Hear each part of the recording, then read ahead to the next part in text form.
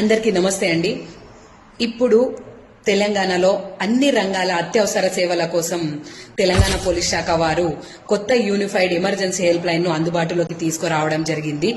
ఇక మీదట పోలీస్ మరియు fire services, ambulance services, women safety, children safety లాంటి వేరు నంబర్లు ఉండగా వాటన్నిటి స్థానంలో ఒక్కటే నంబర్ తీసుకురావడం జరిగింది.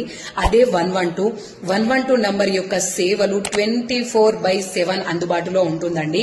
ఏదైనా ప్రమాదం జరిగినప్పుడు 112 నెంబర్ కి ఫోన్ ద్వారా కానీ ఆన్లైన్ ద్వారా కానీ డయల్ చేసినట్లయితే తెలంగాణ ఇంటిగ్రేటెడ్ కమాండ్ కంట్రోల్ వద్దనున్న ఎమర్జెన్సీ రెస్పాన్స్ సపోర్ట్ కి వెళ్తుందండి.